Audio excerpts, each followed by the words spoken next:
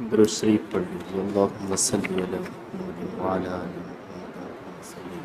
محمد وعلی آل ابراہیم انک حمید مجید۔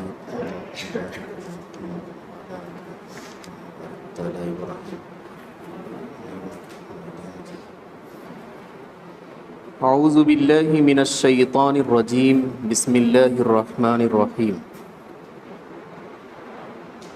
ود کثیر من اہل الکتاب لو یردونکم من بعد ایمانکم کفارا حسدا من عند انفسهم من بعد ما تبین لهم الحق فاعفوا واصفحوا حتى یأتی اللہ بأمره ان اللہ علی کل شیء قدیر وَأَقِيمُوا الصَّلَاةَ وَآتُوا الزَّكَاةَ وَمَا تُقَدِّمُوا لِأَنفُسِكُم مِّنْ خَيْرٍ تَجِدُوهُ عِندَ اللَّهِ إِنَّ اللَّهَ بِمَا تَعْمَلُونَ بَصِيرٌ۔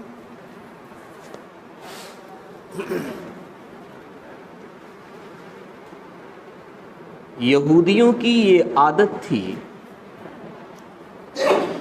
کہ وہ ایمان والے سے دوستی کا ارادہ رکھتے تھے کہ یہ ہمارے دوست بن جائیں، ہم ان کے دوست بن جائیں، اور مقصد کیا تھا؟ دوستی کر کے ان کا مقصد صرف اتنا تھا کہ ایمان والوں کو ایمان سے پھیر دیا جائے اور کفر کی طرف ان کو مائل کر دیا جائے۔ یہی دوستی کا مقصد تھا۔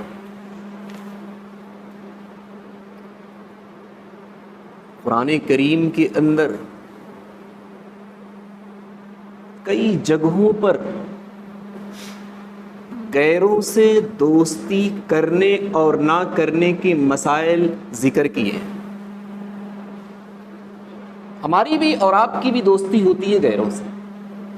کس حد تک غیروں سے دوستی جائز ہے اور کس حد تک غیروں سے دوستی جائز نہیں ہے، اس مسئلے کو قرآن کریم نے جگہ جگہ ذکر کیا ہے۔ دوستی چار طرح کی ہوتی ہے: مواسات، مدارات، معاملات، موالات۔ مواسات کا مطلب یہ ہوتا ہے کہ آپ خیر خواہی کا ارادہ رکھیں، ہمدردی کا ارادہ رکھیں، نرم برتاؤ کریں۔ اس طرح کی دوستی کرنا قرآن کریم کی روشنی میں غیروں سے جائز قرار دیا ہے۔ آپ کسی کے ساتھ ہمدردی کا ارادہ رکھیں، خیر خواہی کا ارادہ رکھیں، آپ ایسی دوستی غیروں سے کر سکتے ہیں۔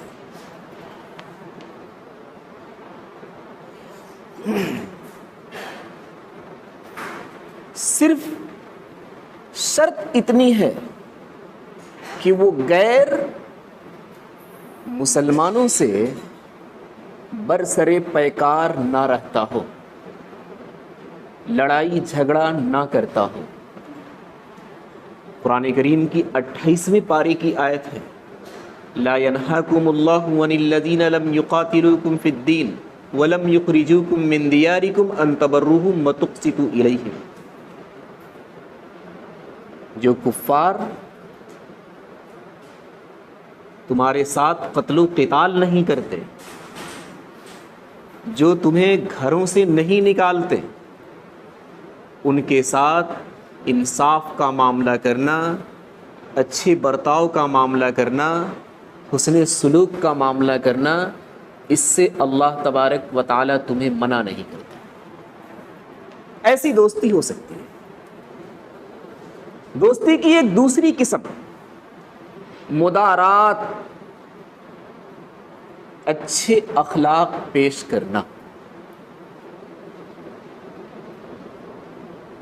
دوستانہ تعلق رکھنا، مقصد صرف یہ ہو کہ ہمارے اخلاق کو اگر یہ دیکھے گا تو اسلام سے اور ایمان سے یہ قریب ہوگا، سمجھنے کا اسے موقع ملے گا کہ ایمان اور اسلام ہے کیا۔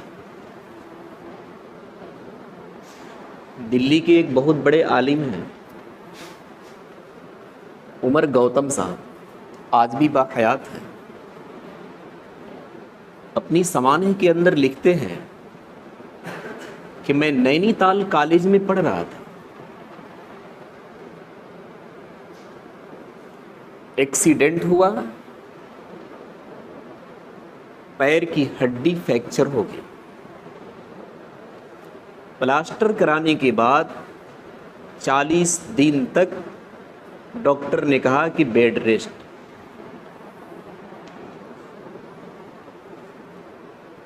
کھانا کھانے کا مسئلہ تھا، کپڑا دھلنے کا مسئلہ تھا، باتھ روم جانے کا مسئلہ تھا، طرح طرح کی ضروریات تھی۔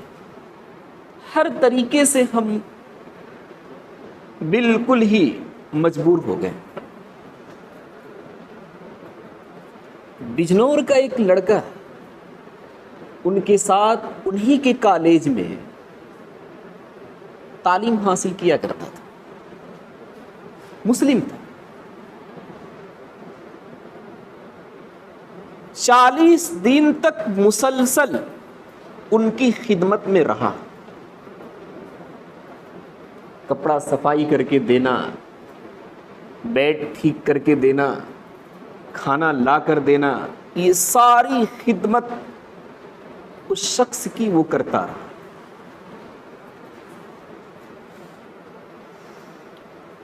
جب 40 دن پورے ہو گئے، پلاسٹر کٹ گیا، بیٹھا کر اس شخص نے مسلم شخص سے عرض کیا کہ اچھا یہ بتاؤ کہ کس بنا پر تم 40 دن تک میری خدمت کرتے رہے؟ ہمارا اور تمہارا تو کوئی رشتہ نہیں تھا، ہم غیر، تم اسلام والے، نہ تم ہمارے گھر کے ہو، نہ ہی تم ہمارے پڑوسی ہو، کچھ بھی نہیں ہو۔ اتنے دنوں تک مسلسل خدمت میں لگے رہنا، بلکہ ہماری وجہ سے کہیں جانا بھی ترک کر دینا، یہ کس بنا پر تم کرتے تھے؟ اس شخص نے بتایا کہ ہم ایمان والے ہیں، اسلام والے ہیں، اسلام ہمارا یہی کہتا ہے کہ دوسروں کے ساتھ، غیروں کے ساتھ اچھا سلوک کرو۔ بس اس بنا پر ہم تمہاری خدمت میں لگے رہے۔ وہیں سے دل کی دنیا اس شخص کی بدل گئی۔ کالج کا بڑا ہی مشہور طالب علم تھا، 40 دن تک غیر حاضری وہاں کے لڑکوں کو کھل رہی تھی کہ گوتم کیا کر رہا ہے، کہاں ہے اس میں۔ اب بڑے ہی اچھے شعبے کا طالب علم تھا وہ۔ کالج کے اندر جب حاضری ہوئی، دروازے کے اندر جاتے ہی لڑکوں میں شور برپا ہو گیا کہ گوتم کالج آ چکا ہے۔ کلاس کے اندر جو بورڈ تھا، اس بورڈ پر اس نے جاتے ہی صاف لکھ دیا، گوتم عمر ہو گیا۔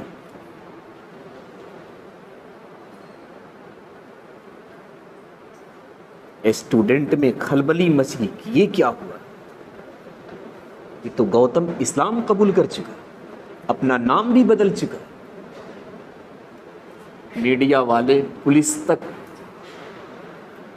لاٹھیاں کھاتا رہا، جیل میں جانے کی بھی نوبت آ گئی، لیکن اس نے صاف یہ بیان دے دیا کہ ہم نے اسلام کے اندر جو خوبی دیکھی، ہماری عمر 35 برس کی ہو چکی ہے، ایسی خوبی کسی دھرم کے اندر ہم نے نہیں دیکھی۔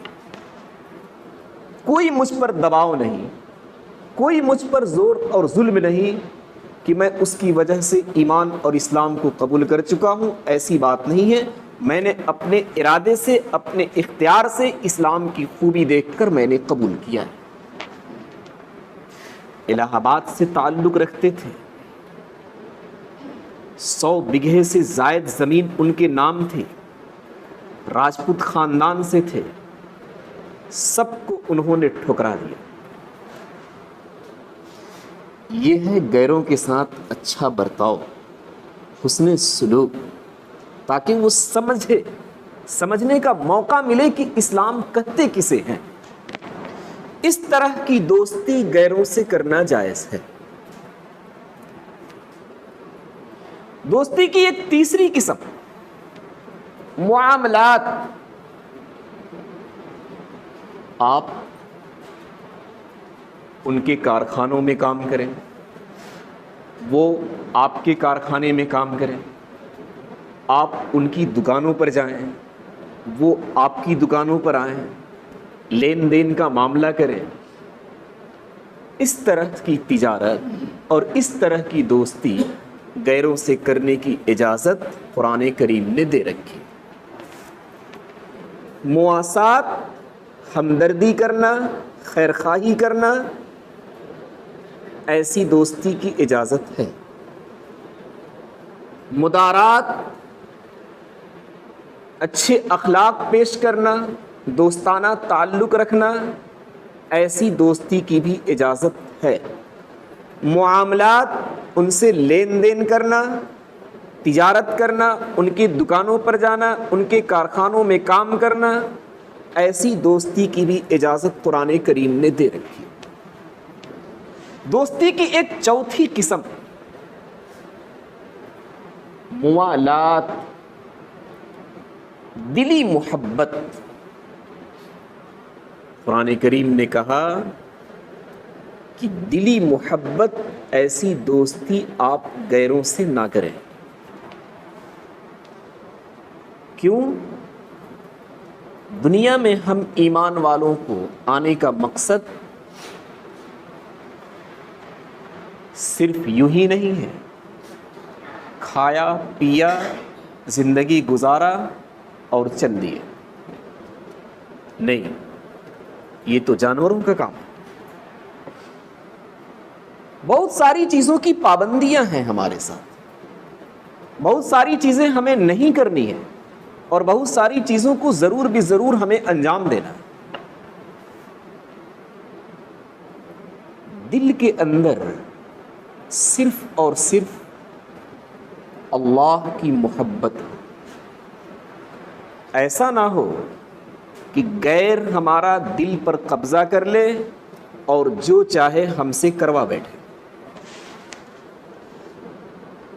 آپ فیس بک دیکھتے ہیں،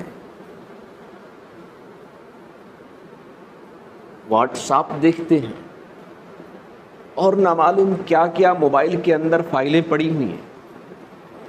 ہمارے لوگوں نے غیروں سے ایسا تعلق جوڑ لیا کہ وہ اپنے ساتھ انہیں لیے پھرتے ہیں، اور جہاں چاہتے ہیں، جس کے سامنے چاہتے ہیں، ان کا ہاتھ جڑوا دیتے ہیں اور ان کے سامنے سجدے کروا دیتے ہیں۔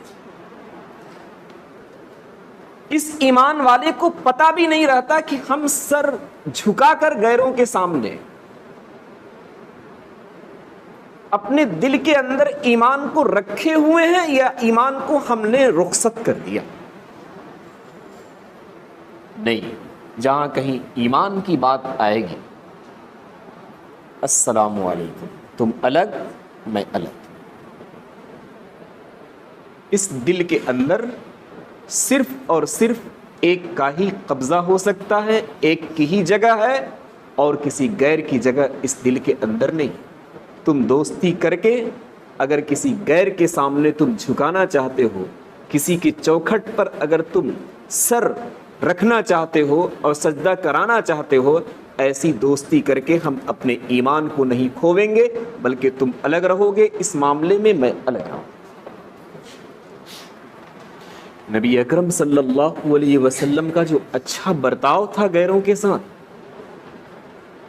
تاریخ کے حوالے سے پڑھنے کی ضرورت ہے کہ آپ صلی اللہ علیہ وسلم نے ان کے ساتھ کیا اچھا برتاؤ کیا۔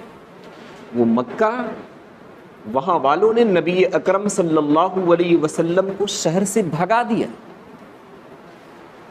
اس کے باوجود بھی آپ صلی اللہ علیہ وسلم کا جب پورے طریقے پر قبضہ ہو گیا، مکہ فتح ہو گیا، تو آپ صلی اللہ علیہ وسلم نے یہی اچھے اخلاق کے پیش نظر نرمی اور کیا کہتے ہیں کہ خیر خواہی اور ہمدردی کے پیش نظر کسی کافر سے آپ صلی اللہ علیہ وسلم نے اپنا بدلہ نہیں لیا. اچھا برتاؤ ہر جگہ پیش کرنے کی ضرورت ہے, حسن اخلاق ہر جگہ پیش کرنے کی ضرورت ہے, لیکن کسی کا قبضہ دل پر ہو جائے اور وہ ہم سے کفریہ کلمات بلوا ڈالے, کسی کے سامنے سجدہ کرا دے, کسی کے سامنے سر ٹکا دے, اس کی گنجائش ہمارے ایمان اور اسلام کے اندر نہیں. یہ یہودیوں کی عادت تھی. وَدَّ كَثِيرٌ مِّنْ أَهْلِ الْكِتَابِ لَوْ يَرُدُّونَكُمْ, بہت سارے یہودی چاہتے تھے کہ آپ کو لوٹا دیں آپ کے ایمان کے بعد کفر میں. یہ ان کی خواہش رہتی تھی دوستی کرنے کے بعد. اس سے پہلے مسئلہ آ چکا ہے کہ ایمان سے پھر کر اگر کوئی شخص کفر کے اندر چلا جاتا ہے تو اس کی سزا سخت ہے بنسبت اس شخص کے جو اپنے کفر پر ہی شروع سے رہ رہا ہے. کتابوں کے اندر لکھا ہے کہ ایمان سے پھرنے کے بعد جب کفر کے اندر وہ شخص چلا گیا تو اس کے خاندان سے جس شخص کا انتقال ہوگا اس کے مال سے اس کی وراثت نہیں ملے گی. نکاح فوری طور پر ٹوٹ جائے گا. مرنے کے بعد جنازے کی نماز اس پر نہیں پڑھی جائے گی. مسلمانوں کے قبرستان میں اسے دفن ہونے کی جگہ نہیں ملے گی. اور جتنے اس نے نیک اعمال کیے تھے ایمان ہونے کی حالت میں, ایمان سے پھرنے کے بعد سارے نیک اعمال برباد. امام ابو حنیفہ رحمۃ اللہ علیہ نے یہاں تک لکھ دیا ہے کہ اگر پھر وہ دوبارہ ایمان لاتا ہے تو وہ جو حج کیا ہوا تھا پہلے وہ حج اب قابل قبول نہیں ہوگا بلکہ پھر اسے دوبارہ حج کرنا پڑے گا. اور پھر اسلامی حکومت کے اندر اسے دوبارہ ایمان پیش کیا جاوے گا. اگر قبول کر لے تو ٹھیک ہے, ورنہ اس کی گردن تلوار سے جدا کر دی جائے گی. اور اگر عورت ہو تو ہمیشہ ہمیش کے لیے قید خانے میں اسے قید کر دیا جائے. اس کے برخلاف غیر مسلم جو اپنے کفر پر رہتے ہیں اتنی بڑی سزا ان کے لیے نہیں ہے, لیکن ایمان سے پھر جانے کے بعد اور کفر میں آنے کے بعد یہ ساری سزائیں اسے دی جائیں. بلکہ کفاروں کے بارے میں تو یہاں تک لکھا ہے کہ جو حالت کفر میں وہ نیک اعمال کرتے ہیں اگر وہ کبھی ایمان لاتے ہیں تو یہ سارے کیے ہوئے نیک اعمال ان کے قبول کر لیے جائیں. وَدَّ كَثِيرٌ مِّنْ أَهْلِ الْكِتَابِ لَوْ يَرُدُّونَكُمْ مِّن بَعْدِ إِيمَانِكُمْ كُفَّارًا, یہودی چاہتے ہیں کہ تم لوگوں کو لوٹا دیں تمہارے ایمان کے بعد کفر میں. حسدم من عند انفسہم, کفر کی طرف لے جانے کی صرف ایک وجہ ان کے پاس ہے, حسد, کہ تم ایمان کیوں قبول کریں. جو ان کے دل سے بھڑکتا تھا کہ تم ایمان کیوں قبول کر لیے, تم کفر کے اندر آ جاؤ.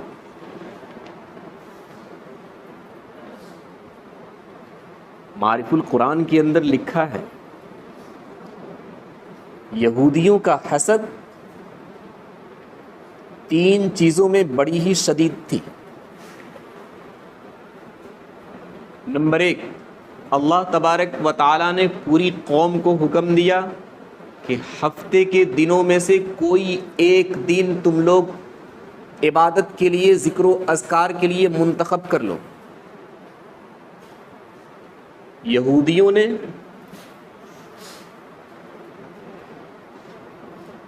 اتوار کا دن منتخب کر لیا, نصرانیوں نے سنیچر کا دن منتخب کر لیا. حالانکہ ان دنوں میں کوئی خوبی نہیں تھی, خوبی تھی جمعہ کے دن میں جو مسلمانوں نے اختیار کیا. اس پر انہیں حسد تھا کہ یہ لوگ کیسے اس خوبی تک پہنچ گئے کہ ہم وہاں تک نہیں پہنچ سکے.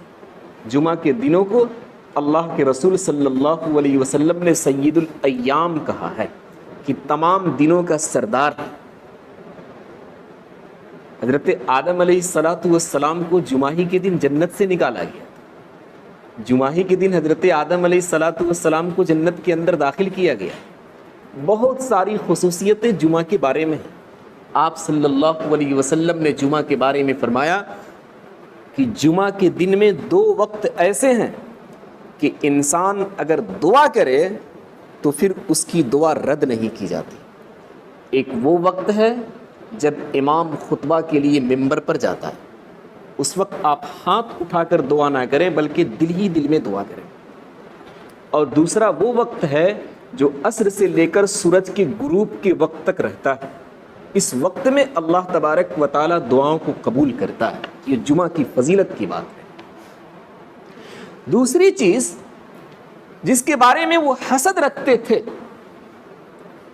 وہ یہ تھی کہ ان لوگوں کا قبلہ بیت المقدس رہا ہے، پھر خانہ کعبہ ہو گیا، کیوں ہو گیا؟ تیسری چیز جس پر یہ زیادہ حسد رکھتے تھے، امام نماز کے اندر وَلَضَّالِّينَ پڑھتا ہے تو یہ اس پر اپنا مہر لگا کر آمین کہتے ہیں۔ اس پر انہیں حسد تھا کہ دعا کی قبولیت پر یہ مہر لگا رہے ہیں۔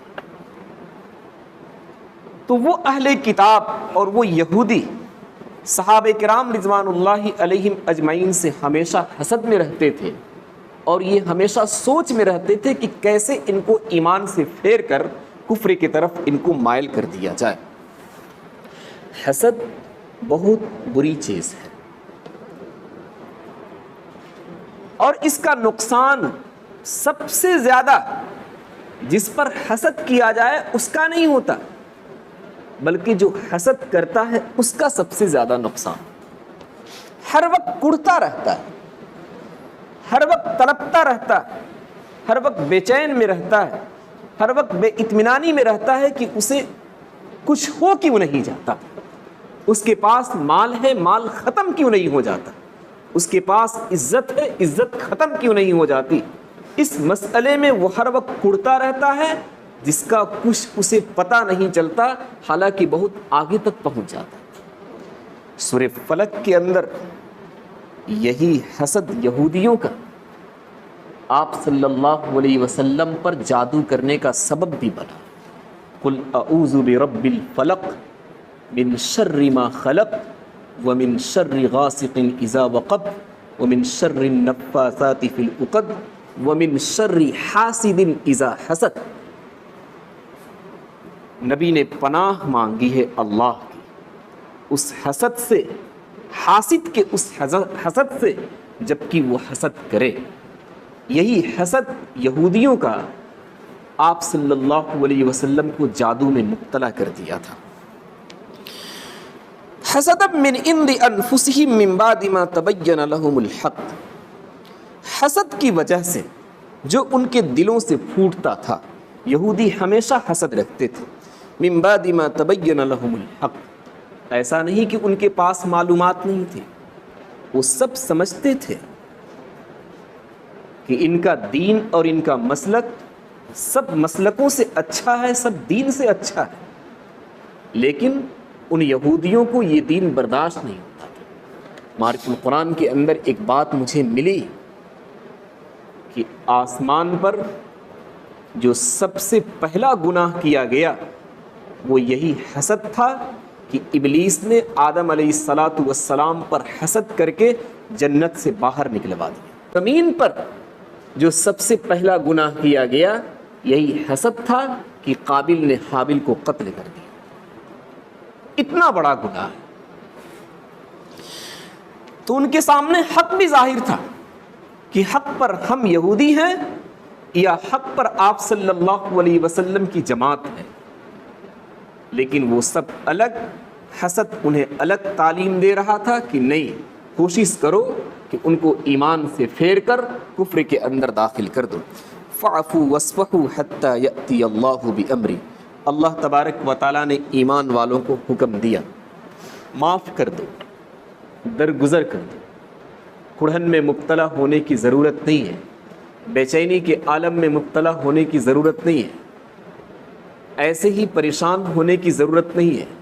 معافی کا معاملہ کرو, درگزر کا معاملہ فرماؤ, آگے چل کر ہم کوئی حکم دے دیں گے, اس حکم کے آنے کے بعد پھر ان سے تم نمٹ لینا. چنانچہ اللہ تبارک و تعالیٰ نے آگے چل کر جب صحابہ کی جماعت مضبوط ہو گئی اور صحابہ پختہ طریقے پر اپنے شہر میں قابض ہو گئے اور شان و شوکت والے اور قوت والے ہو گئے, تو اللہ تبارک و تعالیٰ نے ان سے جہاد کرنے کا حکم دیا. وہ بنو قریظہ اور وہ بنو نذیر, اللہ کے رسول صلی اللہ علیہ وسلم نے ان یہودیوں سے جہاد کر کے ان کے قلعوں کو خالی کرا دیا, ان کے باغیچوں کو خالی کرا دیا, ان کے گھروں کو خالی کرا دیا اور مدینے کے ارد گرد بھیج دیا. پھر جب حضرت عمر رضی اللہ تعالی عنہ کا زمانہ آیا تو پھر دوسری مرتبہ مدینے کے تمام اطراف کو خالی کرایا اور بالکل ملک سے دربدر کر دیا. اب صرف ایک جگہ پر,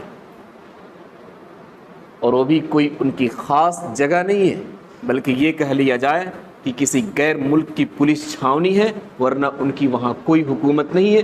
اگر وہ امریکہ اپنے ہاتھ کو اٹھا لے تو آج بھی ان کی طاقت ختم ہو جائے گی. فاعفوا واصفحوا حتی یأتی اللہ بامرہ, معاف کر دو, درگزر کر دو, یہاں تک کہ اللہ تبارک و تعالیٰ اپنا حکم لے آئے. ان اللہ علی کل شیء قدیر, اللہ تبارک و تعالیٰ ہر چیز پر قدرت رکھنے والا ہے. ایسا نہیں کہ وہ تمہیں پریشان کر رہے ہیں یہودی تو تم پریشان ہو جاؤ گے, تم بے چین ہو جاؤ گے, تم قلق کی عالم میں چلے جاؤ گے. نہیں, ہم قدرت رکھتے ہیں. ابھی تم سے کہہ رہے ہیں معاف کرنے کے لیے, درگزر کرنے کے لیے, ابھی تم اس حکم پر عمل کر لو, پھر ہم ایک ایسا حکم لائیں گے اپنی قدرت کے بلبوتے پر کہ پھر وہ تمہارے پاس آنے کی قدرت نہیں رکھتے. بس سبحان اللہ بحمدہ, سبحان اللہ.